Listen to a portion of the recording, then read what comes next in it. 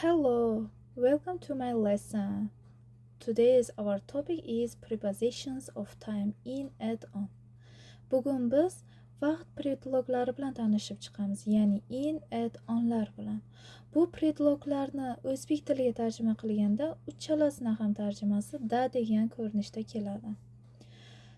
Har bir preposition bilan tanishib chiqamiz. In uzoqroq davom etadigan davrlarga nisbatan ishlatiladi, ya'ni centuries, years, months, some part of days. Demak, asrlar, yillar, oylar va ba'zi bir kun qismlariga nisbatan ishlatiladi. He comes in April. U aprelda keladi.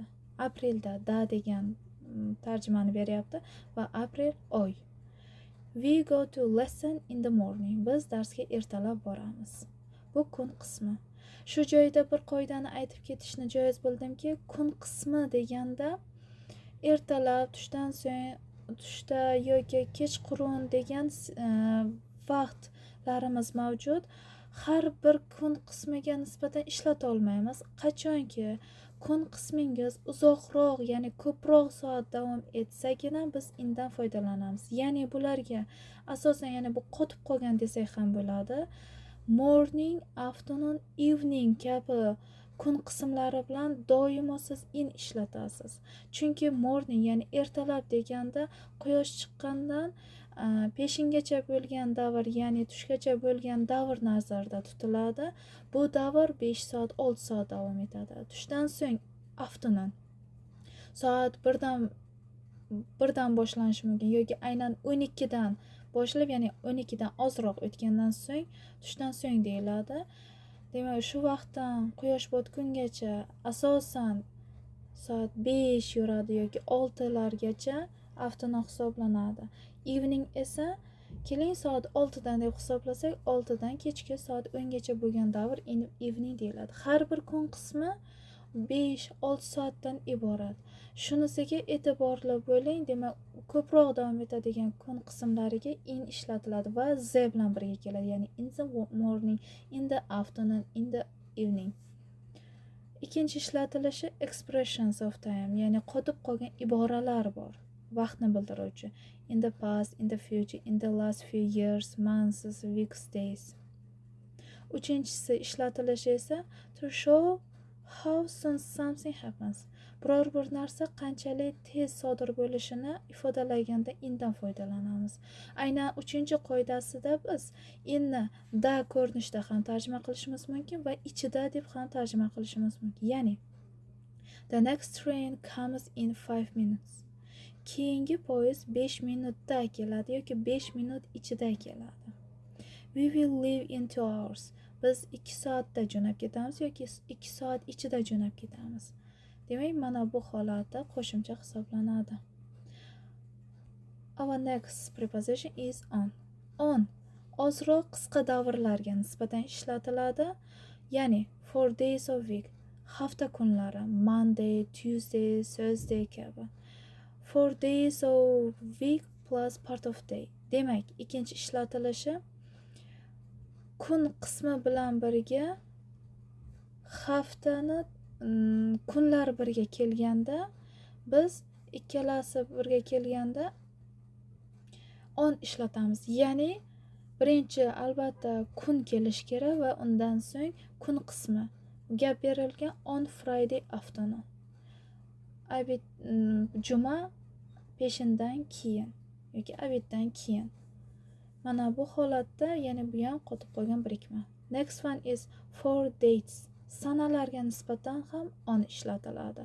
On October 31st.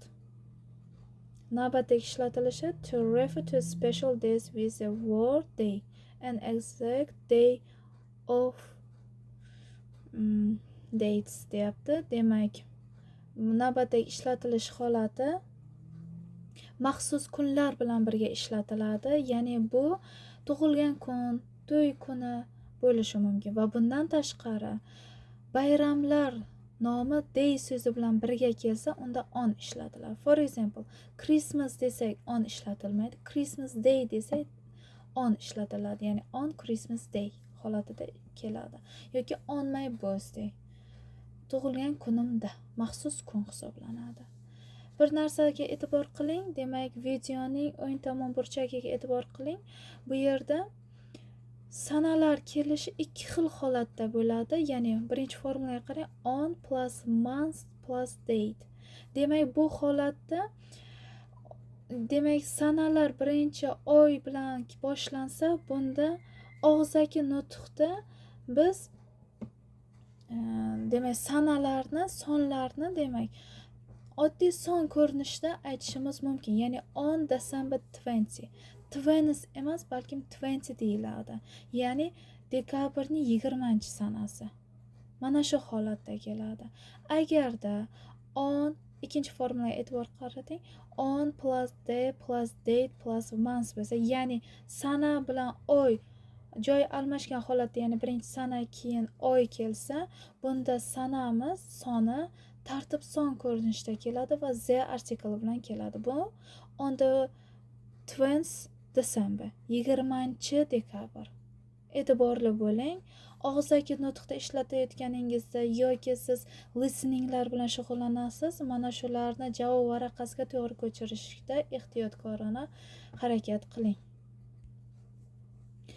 So'nggi prepositionimiz at. Bu juda ham qisqa davrlarga nisbatan ishlatiladi. For example, to express the exact time of the day. Soatlar uchun ishlatiladi. At 6 p.m., at 2 o'clock kabi signal so'zlar bo'ladi bu aslida va vaqt hisoblanadi. Navbatdagi shorter part of the day. Demak, kun qismining juda ham qisqaroq bo'lgan kun qismlariga nisbatan ishlatiladi. Ya'ni bular at noon, at midday, at night, at midnight, at the weekend, at weekends. Bular ham qotib qolgan. At noon bu tushda degani, ya'ni obedda 12 dan 1 gacha bo'lgan davr, ya'ni 1 soatgina olinadi.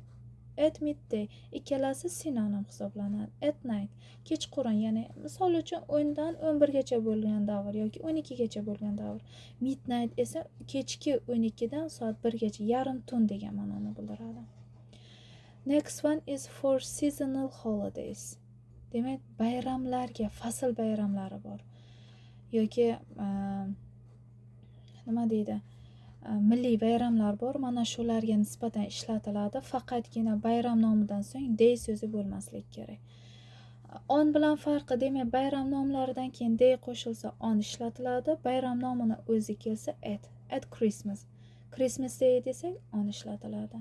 For time expressions, qotib qolgan time expressionlar at first, at last, at present, at the moment, at times, bu sometimes degan ma'noni bildiradi. At once esa immediately degan ma'noni bildiradi.